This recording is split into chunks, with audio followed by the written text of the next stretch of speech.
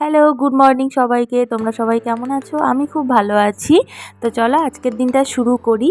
এতটা ঠান্ডা পড়েছে, মানে এখন না প্রচণ্ড ঠান্ডা। সকালে ভোরবেলা করে তো প্রচণ্ড পরিমাণে ঠান্ডা পড়ে। ঠিক আছে? মানে বিছানা ছেড়ে যেন কম্বলের তলা থেকে বের হতে ইচ্ছে করে না। তো বের হতে তো হবে, কাজও করতে হবে। তো তারপরে চলে এসেছিলাম বিছানাটা তুলতে। বিছানাটা ফার্স্টে তুলবো। আর আজকে না একটু দেরি হয়ে গেছিলো। আজ তোমাদের একটা জিনিস আমি শেয়ার করি, সেটা হলো আমার বেবি নর্মালে হয়েছে না তো আমার কিন্তু নর্মালেই হয়েছিল, মানে আমার বেবি আমার 10 মাস 10 দিন কমপ্লিট হয়েই কিন্তু ও আমার কোলে এসেছে। শেষের দিকে অনেকটাই কষ্ট করতে হয়েছিল আমাকে, কারণ তখন মোটামুটি গরম পড়ে গেছিলো আর আমার ওয়েট অনেকটাই বেড়ে গেছিলো। 65 থেকে আমার 79 পর্যন্ত আমার ওয়েট চলে গেছিলো। তো সেই জন্য শেষের দিকে আমাকে অনেকটাই কষ্ট করতে হয়েছিল।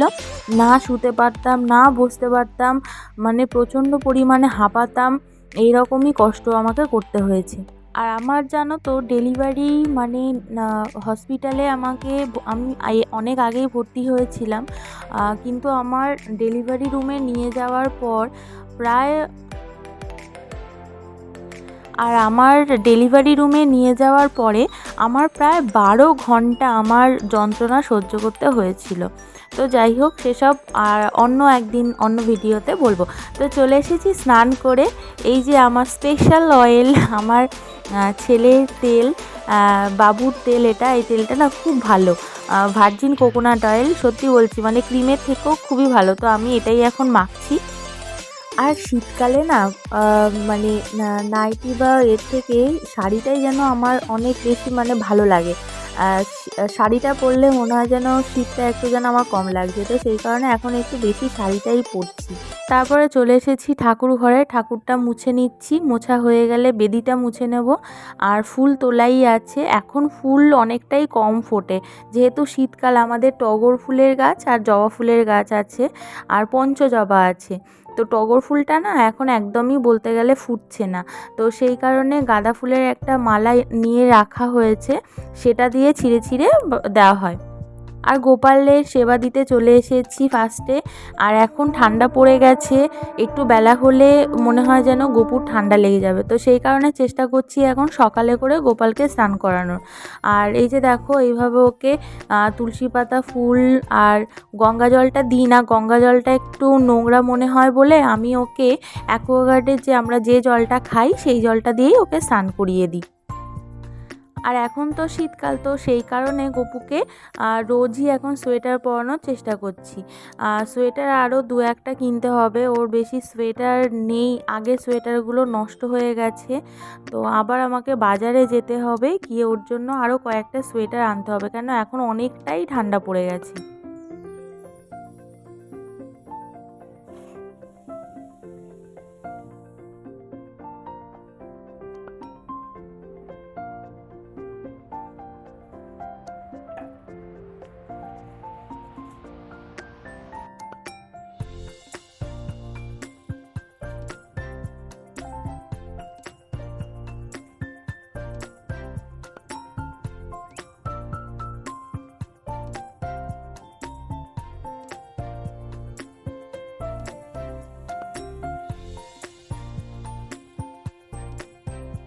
আর এই যে আমাদের যে লক্ষ্মীনারায়ণের মূর্তিটা দেখছো, এই লক্ষ্মী ঠাকুরটা জানো তো আমি আমার বিয়েতে গিফট পেয়েছিলাম। আমার এক বান্ধবী, আমার বেস্ট ফ্রেন্ড, ও দিয়েছিল, মানে ওর বাবা কাকু নিজেই কিনে এনে ওর হাতে পাঠিয়ে দিয়েছিল। তো লক্ষ্মী ঠাকুরটা না ভীষণই সুন্দর। তো এই ঠাকুরটাই ঠাকুর ঘরে রাখা হয়েছে। এই বাড়িতে আগে মাটির লক্ষ্মী ঠাকুর ছিল, প্রত্যেক বছরই নিয়ে এসে পুজো করা হয়, আর সেই ঠাকুরই সারা বছরই রেখে পুজো করা হতো।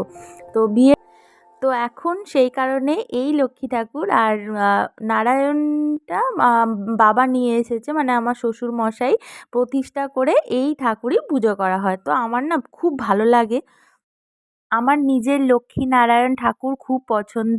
তো সেই কারণে আমি ছোটোবেলায় যখন 7-8-এ পড়তাম, তখন না নিজে টাকা জমিয়ে আমি আমাদের বাড়িতে আমি ঠাকুর কিনে এনেছিলাম। আর সেই ঠাকুর এখন বাবা মারাই পুজো দেন। প্রত্যেক পূর্ণিমাতে বাবা মারাই পুজো দেন, সিন্নি দেন ঠাকুরকে।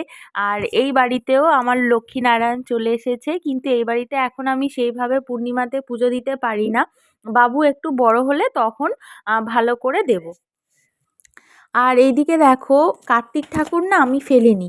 আমাদের 3 বছর কমপ্লিট হয়ে গেছে, কিন্তু কার্তিককে সারা বছর পুজো দিয়ে আমার এমনই হয়ে গেছিলো যে ওকে ফেলতে আমার একদমই মন চাইছিল না। তো ঠাকুরমশাইকে আমি জিজ্ঞেস করেছিলাম যে এই কার্তিক ঠাকুর কি রাখা যাবে? তো উনি বলেছিলেন হ্যাঁ রাখতে পারো, কোনো অসুবিধা নেই। ঠাকুরকে যেরকম খেতে দাও ওকেও সেইভাবে রোজ কিন্তু খেতে দেবে। তো সেই কারণে আমি রেখে হয়ে যেতে আমি চলে এসেছি বাবুর জন্য তরকারিটা করতে। আজকে ওকে বাবা বাজার থেকে শিম এনেছিল, নতুন শিম। শিম, আলু আর একটু কচু, এই দিয়ে ওকে মাছের ঝোলটা করে দেবো।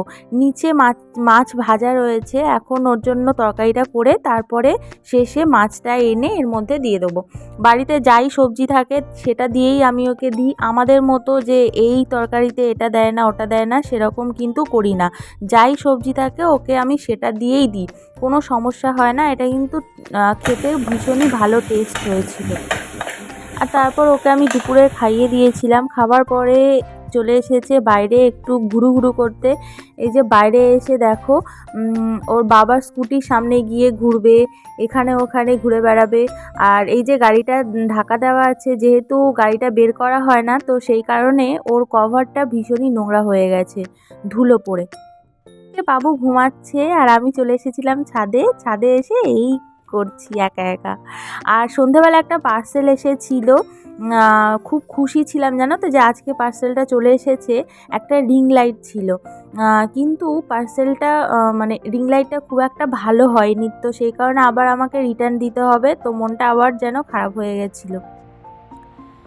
তারপরে পড়তে চলে এসেছিলাম। মানে আমি বাড়িতে এখন টিউশন করাচ্ছি, আগে যেরকম করাতাম আবার শুরু করেছি।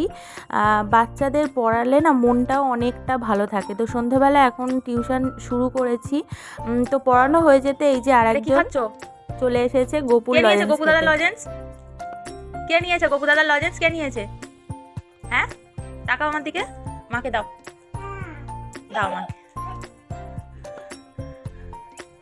দাও মাকে দাও, দাও দাও, দাও মাকে দাও। দিবি না? এই দুষ্টু, এই দুষ্টু, এই দুষ্টু, এই দুষ্টু, তুই মাকে দিবি না? মাকে দিবি না কেন? দে দে, দাও দাও দাও, বাবা দাও। গবু দাদা কানু কানু করছে তো।